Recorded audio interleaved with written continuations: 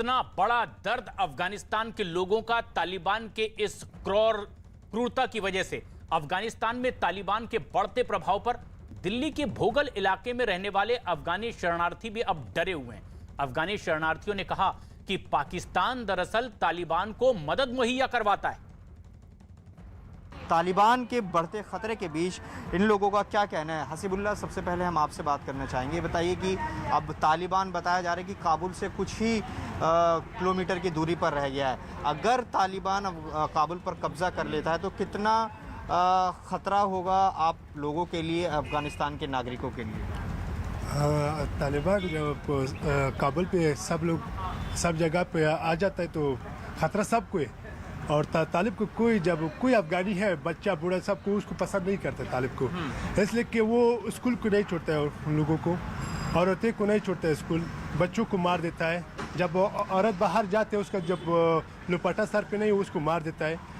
और ऐसे बहुत जवानों को मार देता है, अगवा कर देता है, लोगों को बोलता है इतना पैसा दे दो, तो उसको माँ बाप को किडनैप करता है कि इतना पैसा दे दो। लेकिन वो सब पता नहीं कहाँ से हुआ। तालिब अफगानिस्तान से नहीं है वो। ठीक है, मुझे ये बताइए कि आप अफगानिस्तान में कहाँ के रहने वाले हैं और आपका परिवार क्या अभी भी वहाँ रहता है? अगर रहता है तो क्या आपकी बातचीत हो पा रही है कि क्या माहौल है वहाँ? मैं निंगरहार प्रोविंस से हूँ और वहाँ से अभी तक मैंने अपने माँ बाप से बात नहीं किया। तकरीबन चार महीने हो चुका। मैं उसको पता नहीं को कहा है, वो लोग जिंदा है नहीं है, लेकिन अभी तक मैं परेशान हूँ 4 महीने से। जब बातचीत नहीं हो रही है तो टेंशन पर बढ़ जाता है। और ऐसे बहुत ज़्यादा अफगानी है जो उन लोगों को पता अभी तक माँ बाप का पता नहीं है कि जिसका भाई मर चुका है। इधर पता है अभी तकरीबन इसमें यही महीने में तकरीबन 2-3 आदमी मर गया। वैसे इधर हमारे एक जो कमेटी है ना, उसका एक ग्रुप है, उस पर डाल दिया था कि अफगानिस्तान में मेरा बाप मर गया, मेरा बहन मर गया। सुसाइड में उधर करते हैं ना, बम ब्लास्ट करते हैं, सब मर जाते हैं उधर। और ये जो तालिबान है ये सब स्पॉन्सर करते हैं, पाकिस्तान स्पॉन्सर करता है। नीरज, ये जो शरणार्थी अफगानिस्तान के दिल्ली में मौजूद हैं, भारत में मौजूद हैं, किस तरह से वो आगे की तस्वीर को देख रहे हैं? देखिए, उनके देखने से ज़्यादा पहले से ही ये लोग यहाँ मौजूद थे। अब तक अपने देश लौट नहीं पाए हैं। वहाँ भी भले ही सरकार अफगानिस्तान में अफगान की मौजूदा सरकार है, लेकिन तालिबान का कुछ क्षेत्रों में प्रभाव था पहले से भी। आज के 4 महीने बाद की पहले की स्थिति की बात करें अगर प्रशांत, तो उस समय तालिबान का कुछ इलाकों में, कुछ जिलों में कब्जा था।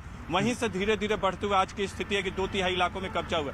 तो एक सबसे बड़ा क्राइसिस जो पैदा होगा, खासकर अफगानिस्तान के आसपास के देशों में, तुर्कमेनिस्तान की बात करें, पाकिस्तान की बात करें, पाकिस्तान के जरिए भारत में ये लोग आ सकते हैं जो रिफ्यूजी हैं। रिफ्यूजी क्राइसिस बहुत पैदा होगा। हालांकि अफगानिस्तान से भारत की भी सीमा लगती है, लेकिन वो सीमा अभी पाक अधिकृत कश्मीर के दायरे में है, तो इसलिए सीधे तो वो आ नहीं सकते, लेकिन पाकिस्तान के रास्ते, POK के रास्ते वो जरूर आ सकते हैं। तो एक मानवाधिकार और मानवाधिकार उल्लंघन के अलावा रिफ्यूजियों की क्राइसिस जो है वो पैदा होगी। जो रिफ्यूजी आते हैं तो ये सबसे बड़ी समस्या होगी। जो लोग लौटना चाहते थे अफगानिस्तान, वो अब लौट नहीं पाएंगे क्योंकि वहां तालिबान का कब्जा हो चुका होगा। जी, और ये सबसे अहम बात भी है कि लगातार अब ये अपना कब्जा बढ़ाते चले जा रहे हैं। अफगानिस्तान में तालिबान के इस बढ़ते खौफ के बाद अमेरिका भी चिंतित है।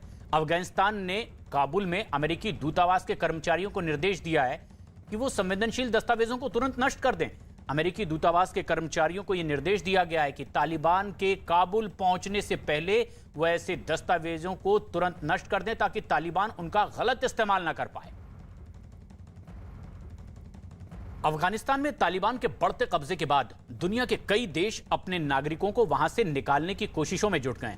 अफगानिस्तानी मीडिया की रिपोर्ट के मुताबिक अमेरिका ने वहां अपने नागरिकों को निकालने के लिए अपनी फौज के 3000 जवानों को भेज दिया है। और अफगानिस्तान में काबुल एयरपोर्ट पर इस वक्त अमेरिका के ये जवान मौजूद हैं। और इसी तरह ब्रिटेन भी अपने नागरिकों की सुरक्षित वहां से वापसी के लिए फिक्रमंद है और इसीलिए ब्रिटेन ने 600 जवानों को काबुल में भेजा है। अमेरिका ने तो ऐलान कर दिया है कि वो अपने दूतावास के कर्मचारियों को भी अब अफगानिस्तान में नहीं रहने देगा। वहीं दोहा में हुई कई देशों की बैठक में इस बात पर सहमति बनी कि सेना की ताकत से बनी किसी भी सरकार को मान्यता नहीं दी जाएगी।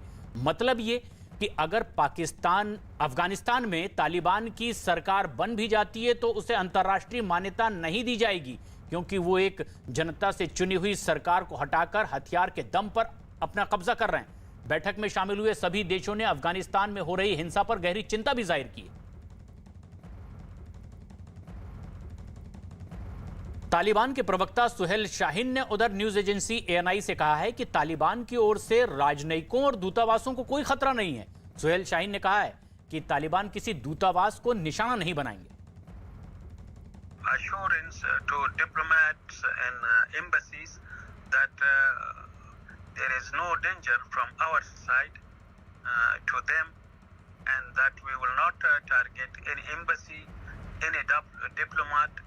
That we have said in our statements not once but many times. So it is our commitment